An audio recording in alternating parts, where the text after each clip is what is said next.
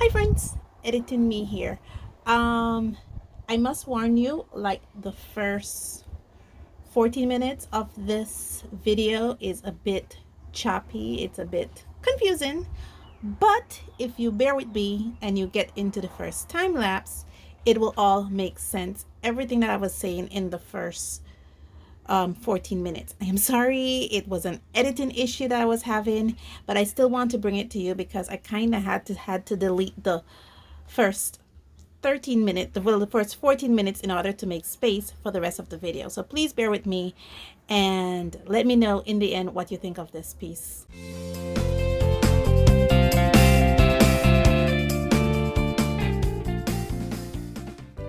Hi friends, welcome to my channel. Now I had beginning working on some gouache here. Let me put this aside, and I said, you know what, let me film this process for you because it's really something you can use, especially when working with paints like these. Now these are my locally bought gouache. I bought them right here at a local art and stationery supply store. The problem with these gouache is that they are, a lot of them, especially like, let's see the screen, they are hard. You notice I'm pushing down with all my might and the tube isn't going literally anywhere. There's nothing coming out, and so the gouache are hard. Some of them, like this blue here, you can see where the tin has eroded, and so yeah, you see how hard that is. Like literally, you can't literally press it. So the gouache in there is hard. So what I am going to do is I am going to be taking the gouache out. I am hoping not all the gouaches are hard. So I have about 8 little cups here with lids. So I'm gonna put the ones that are hard in these, and then I'm gonna swatch them out into my swatch card here. Let me get up and get it for you. Here, this is my swatch card. Now this, you would have seen it on previous videos, because basically this is where I swatch out all my gouaches that I have. And so I already have a space marked for it right here where it says local gouache 12 set. I originally had a 12 set, but I noticed that here there's only 11 gouaches. So I'm wondering if maybe the purple got corrupted and I threw it out. That's what I'm hoping happened. I don't know. I don't remember if that's what happened. But I probably lost it in the move, because these were gouaches that I had before we moved into our home. So probably it got misplaced in the move or lost in the move. I don't know. So basically, you notice the green too, the tin has corroded as well. So yeah, so that's what we're going to do today. We're going to be working with this, trying to see how we can salvage some of these gouaches and work with them. Okay, so the first order of business is to basically check, let me push these to the side, basically check what gouaches are hard that we have to dig out. I fear that I might need to buy more of these little cups. That's my big fear right now. I'm hoping I don't have to. So this is one of them. The orange. Okay, the orange seemed like it had a lot of, oh gosh, the orange is another one. Oh gosh, this is not, oh gosh, this is not gonna be pretty at all.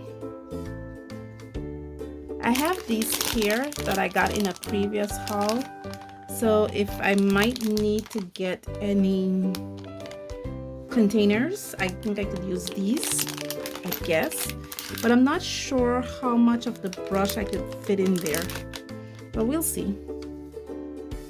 Plus those are glass, they're not plastic like these. Okay, this seems good. I might want to can the white. So far these are the 3 that are very hard. These I could squeeze paints from. The emerald green. Ooh. Ugh. This is even, gosh, I can't even open it. Ugh. Okay. Yeah.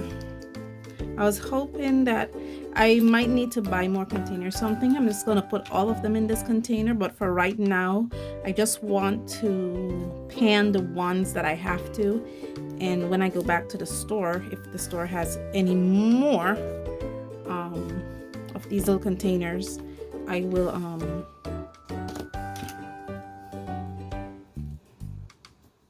okay, that's, oh geez. I'm using all my might. And the last color is that we need to squeeze and see if it's any, feels good, but sometimes the can hasn't, okay, if I can squeeze out some. I have 6 that might need to be canned, and 5 that I might not need to can. I could see out of these 5, sorry, that I have here, that I can still squeeze, which one of them I might want to pan versus not panned, so that I can fill these up with it and then swatch. See if I put down some kind of protective sheet. This is just an old calendar from 2020. So I have this tool here. These tools have become very useful for me. I got them when I started to do little clay structures, and I basically use them in watercolors. I use them to, you know, dig things out. And I have this other one here too, very useful. It has a pointy side and has a little scooper. Very useful tools that I have here that I use. Okay, so let's do the yellow. I might have to destroy this. Giza. So I have my cutter here.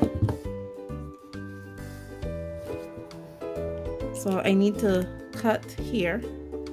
Or doesn't matter. No, I need to cut here. So I'll cut here. Ah!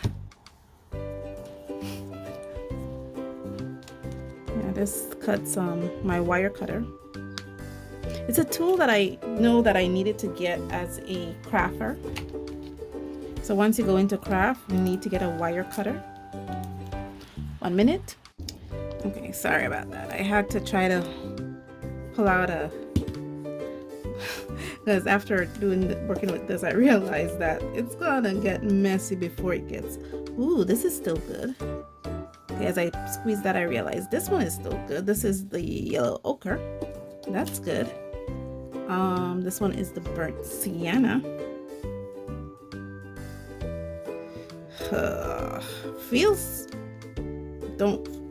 Feels like I might need to dig this one out, because yeah, okay, this one seems, if I squeeze hard enough, I probably might be able to get paints from this one. If I could get at least 3 that is still good, it'll be a good day for me. Oh gosh, I'm squeezing with all my might, guys. See, all my might, and nothing's coming out. This one is light green. This is the white. Okay, I might be able to salvage something from that. I have these here. What I have here is a small piece of scrap paper from when I used to make. When I make my little sketchbooks. And what's this color called?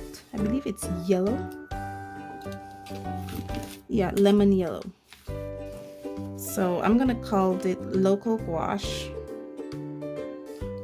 Do not see what I'm doing. Let me bring you guys in a bit closer. Let you guys see what I'm doing. No, closer. Yes, sorry. It's called I call it local gouache. And this color is lemon yellow.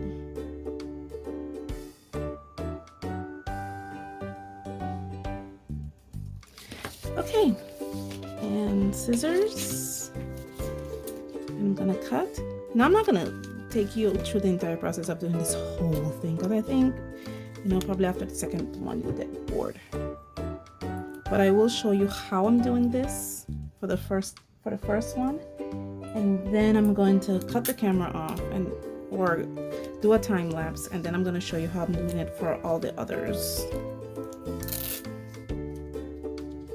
Let me just put this here. Okay, local gouache lemon yellow, so I know what color I'm working with. I don't even know the name of it because it doesn't have any manufacturer's name on it, and I threw away the packaging, so I don't know who made it, but that's okay. I'll just call it local gouache because that's what I call it anyway. Where did I put my thingy? Oh, well.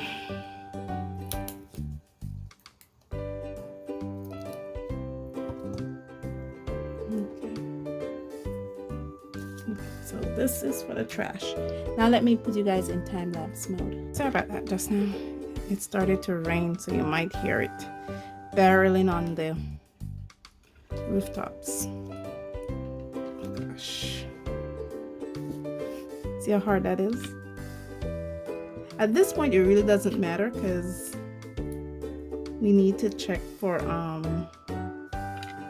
need to check if it's going to be able to be re-wet anyway.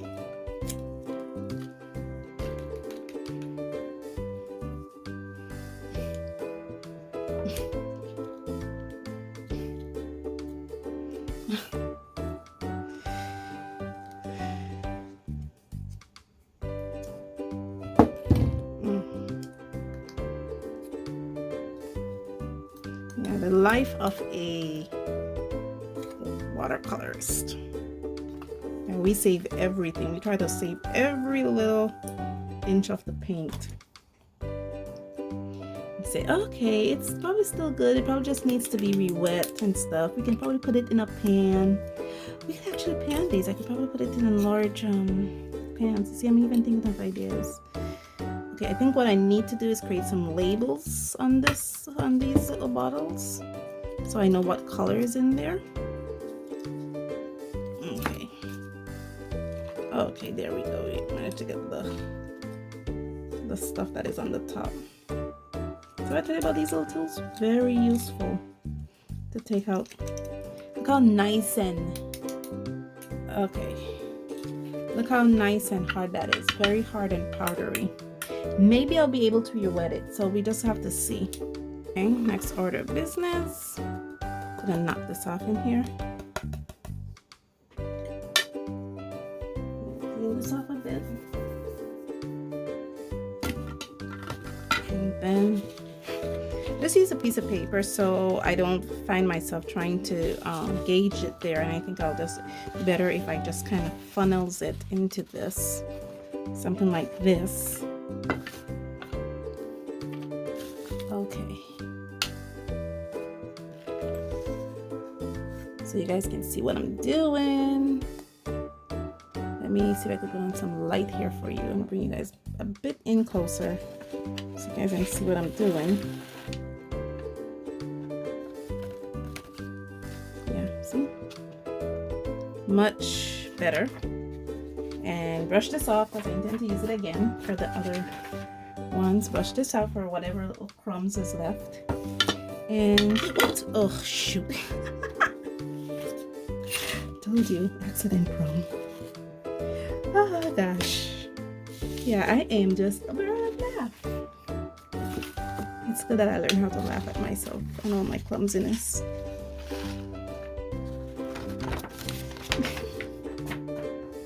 Yeah, see now you see why I put down a guard, because I will make a mess. Now let me get a cover, and here we are in a beautiful little pan that I can re-wet and saved, and it's in there, but it's coming out. And let's do the other 5.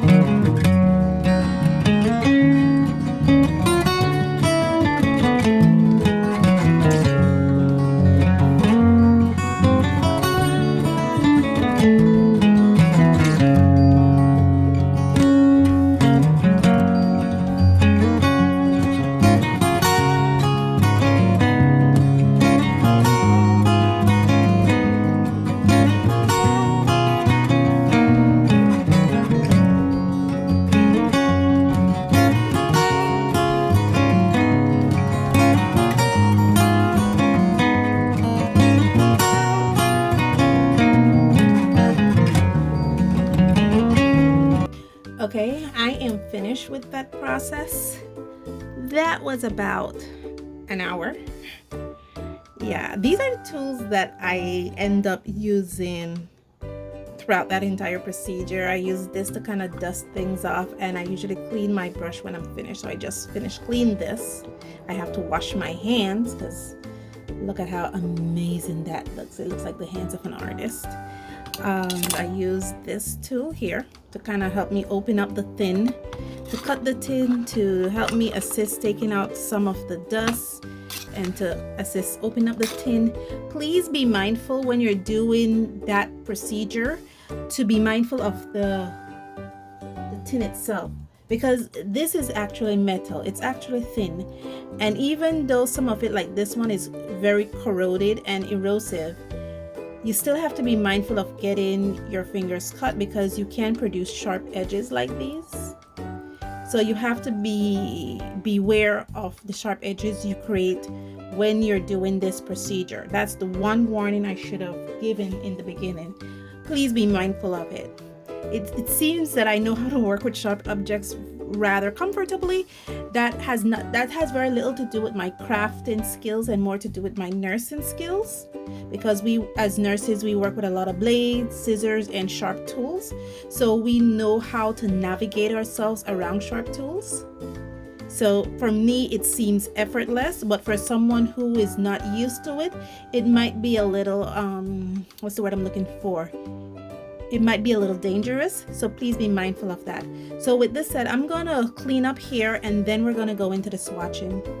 Okay, there was a couple other little safety precautions that I forgot to talk about, and because I did it automatically during that time lapse, I didn't think of discussing it, but it's just automatic to me.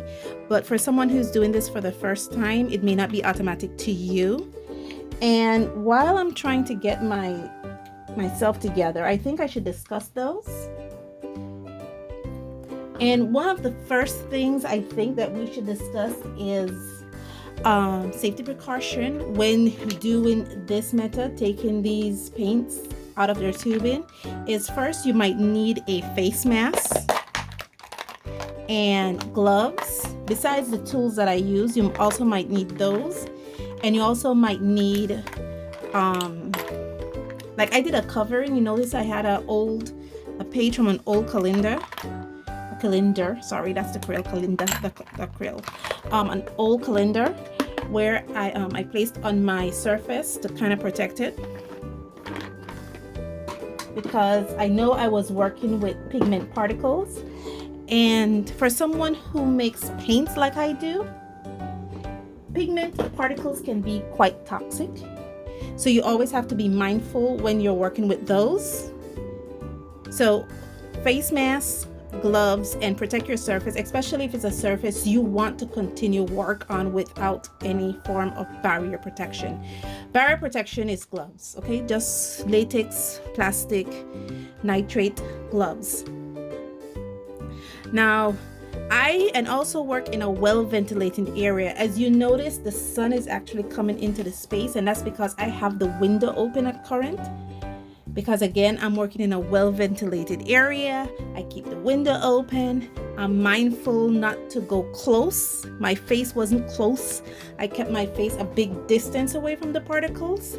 I was mindful not to work with a lot of dust. You noticed in the time lapse, for some of them, I actually use the tubes and take out the bigger particles, because I noticed that when I took off the tin, there was like little specks, little white specks left into the paint itself. So I wasn't sure if that was off, if those specks came from the tin or if those specks were the binders itself.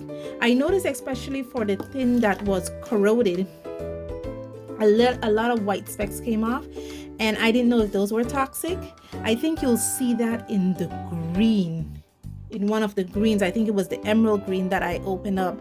The tin was very, very corroded, and I had to literally sieve it through using a tool and take out the the bigger clumps and discard the smaller clumps, because I was not sure if those smaller clumps that had little white specks on it were toxic or not. You got to be careful.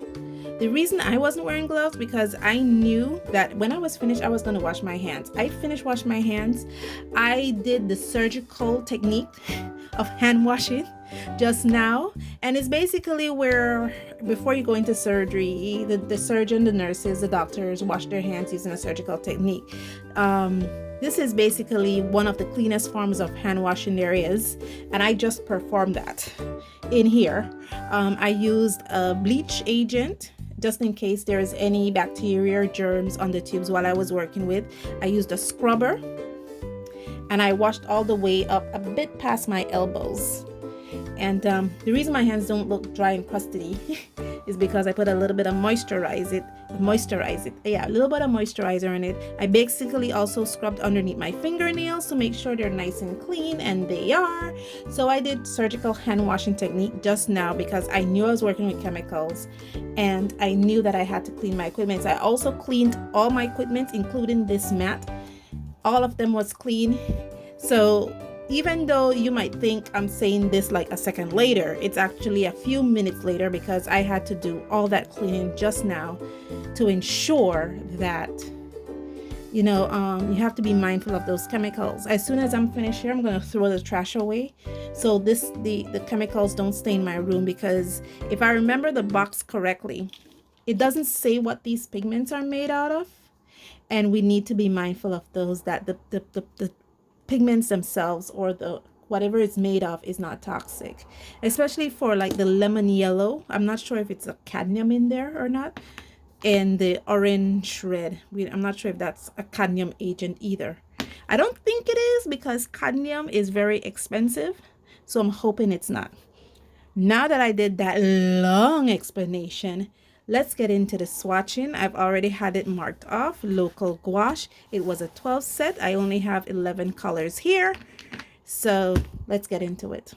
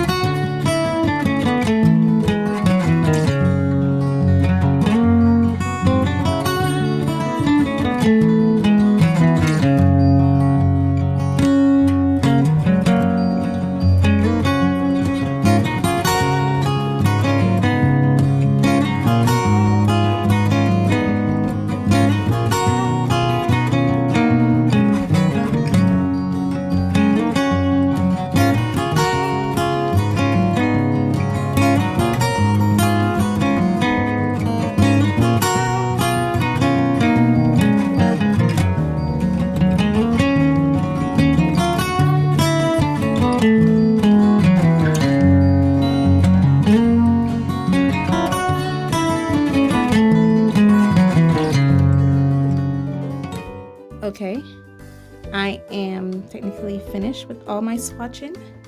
What I'm doing right now is basically see if I can layer. So I'm going back in there with the last of my little amount that I took out and see if I could layer those on top to the bottom. I am not thinking I could get any layers from this, just for the fact that it is more geared towards the baby artists. And when I say baby artists, I'm talking about, the child artists. I am thinking or hoping it is more towards a non-toxic end, but in any case, I'm just going to wash everything thoroughly. What I'm already noticing for the colors that have dried is that they're very chalky.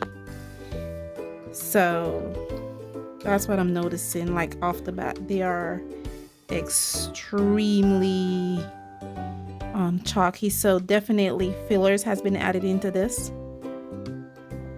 Just see if I could get any more layers on top of this.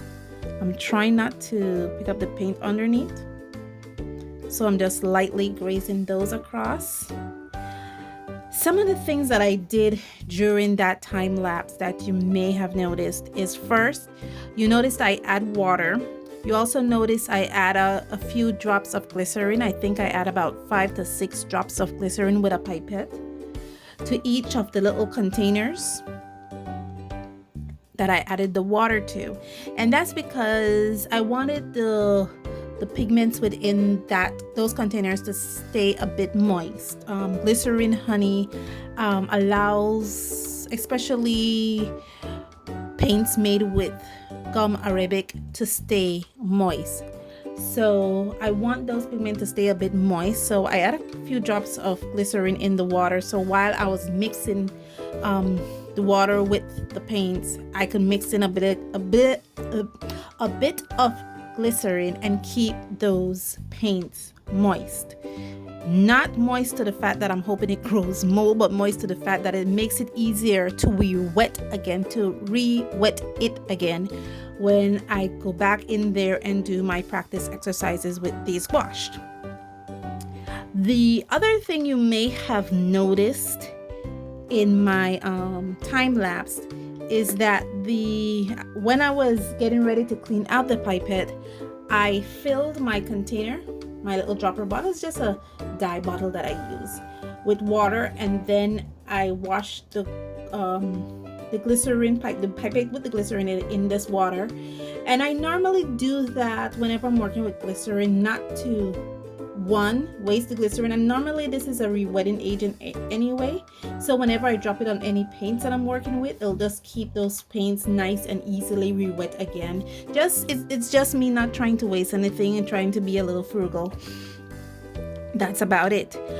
About 5 tubes that I have here where it was easy for me to squeeze out, but for those that gave me the most difficult, I marked them with a black Sharpie, and it would be cerulean blue, the burnt sienna, and the carmine red. So I know the next time I come to do this, because like I said, I plan to pan all these gouaches in here, that I should note that these 3 will dry out the first. So I have to work with these first because they should dry out first. Other thing that you may not be aware of that I actually did, and I am very conscious of it, is that I'm working with the pointer number 12 flat that I bought right here in my country. One, I like this brush because it's a stiffer brush. As you can see, it's very stiff. The bristles are very stiff. The bristles are very stiff, and I like working with flats, especially when it comes to digging into the paints, because like when I'm doing this, so that when I'm mixing up the paints in the pans, it's easier for me and I don't ruin the point of my paint. I already kind of ruin it a bit, but it's not gonna show up more on the flat than it would on a round brush. And that's the reason I choose to work with this one, because the bristles are stronger and it's able to take the pounding I was going to give to it when working with these gouache. The other brush that I like working with is also from Pointer. It's this one. This doesn't have a number to it. It's just Pointer one artist brush. Again, flat, because when you're digging in there, it allows you to smash the point a bit. And it's a stiffer brush, but it's not as stiff as these ones. These other ones are really stiff, so I'm used to working with stiffer brushes. Okay, and that's about it. I am going to wait. Let me put this to the side because the sun is really coming now in my space. I am gonna put this away to dry a bit, and then I'm going to later on, maybe through the course of the day, I'm going to put a second layer to the bottom of the ones that are in the pan to see if it can layer. I'm gonna write the names on these.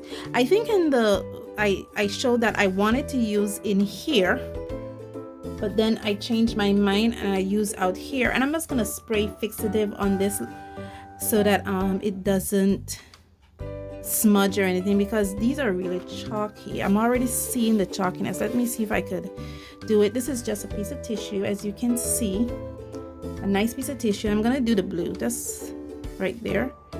You can see the little bit of blue coming off. Yeah, so it's really chalky. So I do have to spray fixative on this to keep it together, and then when later on during the day I'm gonna put a second swatch on all the ones that are up there and give this a bit of time to dry, write the names on it, spray fixative on it, and then I'm gonna be doing some exercises with these in my workbook here. I think I already have the area that I need to work with these demarcated here. I just named it Gouache because that was the name of it. So just like the others, and I have a little bear illustration already pre-lined up, all pre-drawn up to do, so that I can bring that to you.